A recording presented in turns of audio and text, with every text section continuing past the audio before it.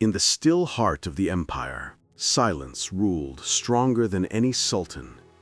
Behind these torches waited a girl whose fate would be decided by fear disguised as holiness. They called it the trial of virtue, a ceremony few dared to describe. Beyond that door, innocence became an experiment. She was nameless now, stripped of story, reduced to ritual. Here, purity was currency, and doubt a crime. Every motion rehearsed, every step observed. The palace demanded perfection, even in fear. Outside, the empire slept beneath stars. Inside, faith and control performed their oldest dance. Before dawn, she would face herself and find the empire staring back. The keeper wrote names into history, though none would survive. There, her ink was final, her compassion forgotten. This was the chamber of proof. Truth here was not confessed, it was inspected. When the veil fell, so did her protection. In the empire of purity, sight itself was an invasion. They said the water washed away impurity, yet no ritual could cleanse the eyes that watched. She had presided over 100 such nights, long enough to forget the terror of being judged herself. Rumor was the only rebellion permitted. In whispers, the truth still dared to breathe.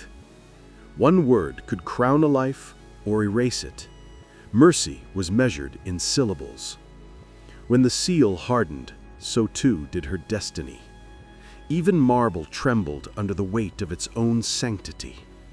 The empire prayed for calm, but thunder answered. She prayed for remembrance, not redemption. Forgetting was the empire's favorite punishment. Beyond the palace walls, dawn waited patiently. Empires crumble, mornings endure. She carried scrolls heavy with judgment, history written by the trembling. In that mirror, she saw not purity, but the empire's fear of imperfection. And as the flame died, the trial truly began. The ritual began before dawn, when even God's gaze seemed to sleep. In the flicker of 30 candles, judgment wore the face of tradition. The keeper read the decree. It spoke of purity, loyalty, and silence, the holy trinity of survival. The girl understood only one thing: silence was sacred. In the empire's theater of virtue, eyes replaced mercy. To be seen was to be stripped. Every test carried the scent of fear. The empire taught obedience, not through law, but through humiliation disguised as ritual. Purity was measured by ritual, yet in that trembling reflection, she saw corruption painted as grace. The verdict was not written in words, but in the silence that followed. A tear was her confession. By morning, the ritual was over, but the empire demanded endurance, not redemption. She was one among hundreds, names erased, faces replaced, each tested, each broken beautifully. Every step away from the chamber was a burial of innocence, but no one mourned what was expected to die. She was chosen not to be loved, but displayed. The empire collected women the way it collected victories. She wondered how far the sea reached, and if freedom lay on its other side. But even the horizon was owned in this palace.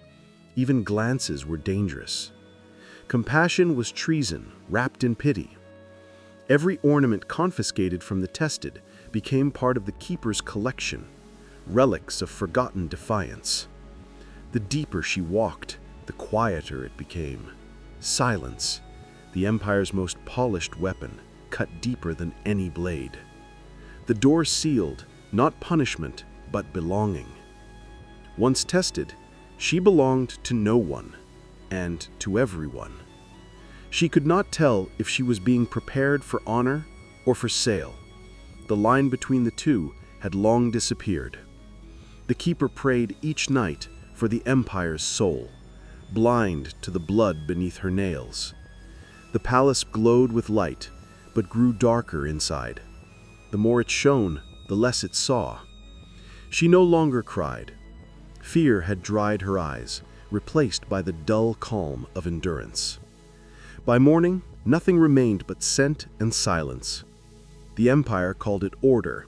History would call it cruelty. The ritual ended, but its shadow remained. Power without witness always decays quietly. Beautifully, she began to write. Not confession, not rebellion, but memory. Every word a wound stitched shut with ink. She wrote the empire's unspoken truth, that purity had become its curse. When the keeper read those words, she saw herself, loyal servant of a dying faith. She destroyed the letter, but not its meaning. Guilt lingered longer than scripture. Outside, a storm gathered as if the heavens rehearsed the empire's undoing. She no longer prayed for mercy. She prayed for memory. The throne endured, but authority had fled. Empires die first in silence, then in dust. Wars came and went, yet the harem prayed the same prayer, a litany of obedience to ghosts. When the last veil fell, silence replaced devotion. It suited the empire better. Decades later, truth resurfaced. Delicate, uninvited, impossible to destroy. Empires fade like candles, first the shimmer, then the smoke. She sealed the gates herself, not to protect what remained, but to hide what had been lost. Only the air remembered the women who once walked here. She counted the years and names erased. The empire had purified itself to death. The city continued to breathe, unaware it lived among ruins of sanctity. They left no monument, only this, a memory too fragile to hold. Her story survived, not in books, but in whispers that ride the sea wind. Dawn forgave what darkness concealed. Empires vanish. Light remains. History closed its pages gently, as if ashamed of what it had written. The empire's reflection survived longer than its truth. Pride floats even when the body sinks. The Bosporus keeps their secrets, every wave a whisper from the forgotten.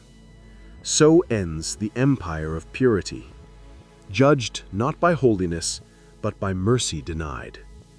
The dawn does not remember kings or keepers, only light returning to stone. And in that darkness, history found its silence again. Time repaints every wall. What was once sacred becomes merely beautiful. She lingers only as a breath, neither saint nor sinner, but survivor. The city awakens again, the trial forgotten, the silence eternal. The Bosporus carries everything away, the tears, the vows, the lies. Water absolves what men cannot. And so, the empire that tested women for purity was judged by history itself, not by holiness, but by mercy denied.